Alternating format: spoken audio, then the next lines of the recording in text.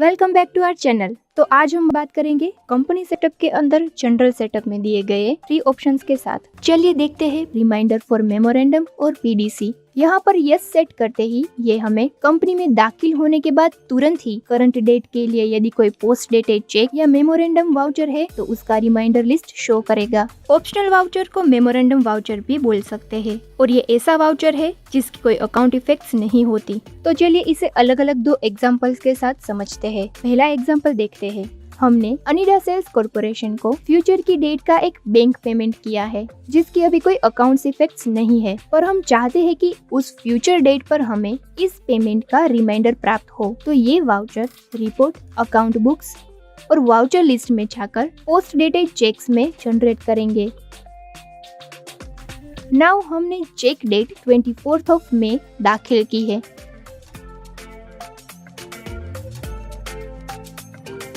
तो उस डेट पर मिरेकल में उसी कंपनी में एंटर होते ही हमें इस वाउचर का रिमाइंडर प्राप्त हुआ है। यदि रिमाइंडर रिलेटेड वर्क कंप्लीट हो जाता है तो ऑप्शनल वाउचर बटन पर क्लिक करके सिलेक्टेड वाउचर को अकाउंट अफेक्टेबल बना सकते हैं। चलिए देखते हैं बैंक पेमेंट वाउचर लिस्ट में।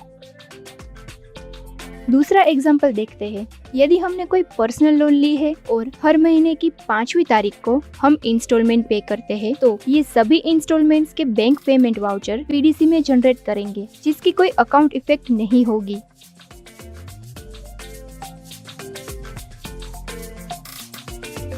नाउ ये सभी चेक डेट्स के अनुसार महीने की 5वीं तारीख को हमें इंस्टॉलमेंट का रिमाइंडर मिलेगा और हमारा पेमेंट हो जाने के बाद हम इसे यहाँ से अकाउंट अफेक्टेबल बना सकते हैं। वाउचर लिस्ट में ब्लैक कलर के वाउचर्स रेगुलर वाउचर्स है और ब्लू कलर के वाउचर्स ऑप्शनल वाउचर्स है। तो इस तरह से मेमोरेंडम और पीडीसी रिमाइंडर वर्क करता है। हमारा अगला ऑप्शन है डेप्रिसिएशन मिडल डेट। हम जानते हैं कि over a period of time assets की मॉनेटरी वैल्यू डिक्रीज हो जाती है। इस घटाव को हम डेप्रिसिएशन कहते हैं। वैसे तो हम किसी भी डेट को as a depreciation date set कर सकते हैं, पर अंडर इनकम टैक्स एक्ट आमतौर पर 30 सितंबर या 31 मार्च को as a depreciation middle date set की जाती है और उसके रेफरेंस पर डेप्रिशिएबल असेट्स खरीदे जाते हैं। यदि हम यहाँ 30 सितंबर सेट करते हैं तो फिक्स्ड असेट की वैल्यू में हाफ डेप्रिसिएशन रेट लागू होगा। Let's see with an example. दो फिक्स्ड असेट्स के अकाउंट में हमने डेप्रिसिएशन रेट 30% सेट किया है। हम इस कंसेप्ट को आसानी से समझ सके इसलिए एक समान रेट रखे हैं। इन दोनों के लिए सेम अमाउंट के वाउचर्स जनरेट किए हैं, जिसमें एक वाउचर 30 सितंबर के पहले का है और एक बाद का।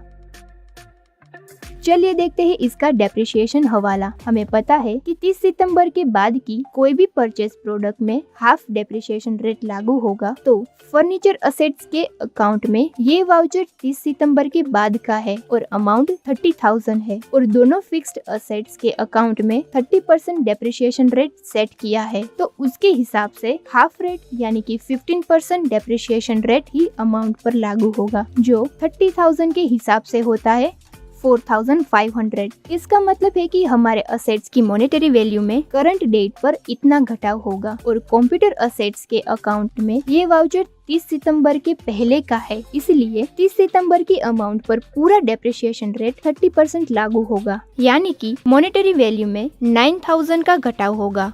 अगर डेप्रिसिएशन मिडल डेट 31 मार्च सेट करते हैं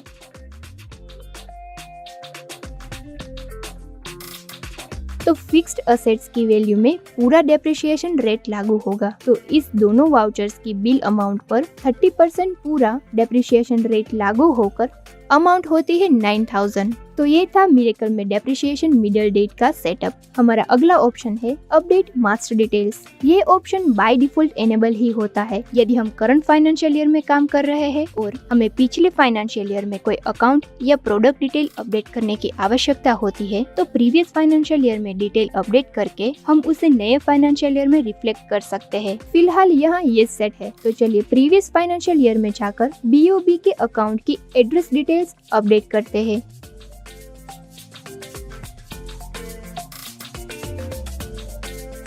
नाउ इस डिटेल्स को नए फाइनेंशियल ईयर में रिफ्लेक्ट करने के लिए go to utility, year end update balance. Select yes and click on okay. Master log report में किए गए सभी चेंजेस का लिस्ट दिखाई देगा। जो डिटेल सिलेक्ट करना चाहते हैं उसे एंटर प्रेस करके सिलेक्ट करेंगे और फिर अपडेट डिटेल्स बटन पर क्लिक करेंगे। इसके साथ ही सिलेक्टेड चेंजेस नए फाइनेंशियल ईयर में अपडेट हो जाएंगे। यदि हम करंट फाइनेंशियल ईयर में देखें तो BOB अकाउंट की एड्रेस डिटेल अपडेट हो चुकी है, पर यदि हम अपडेट मास्टर डिटेल्स ऑप्शन में नो सिलेक्ट करते हैं तो प्रीवियस ईयर में किए गए मास्टर डिटेल्स के चेंजेस नए फाइनेंशियल ईयर में अपडेट नहीं होंगे। अपडेट बैलेंस एक्शंस के बाद मास्टर लॉग रिपोर्ट शो नहीं होगा। यहाँ पर समाप्त करते हैं जनरल सेटअप में दिए गए 3 अदर ऑप्शंस। अगर ये वीडियो आपको पसंद आया हो तो लाइक, शेयर एंड सब्सक्राइब जरूर करें। Thank you for watching.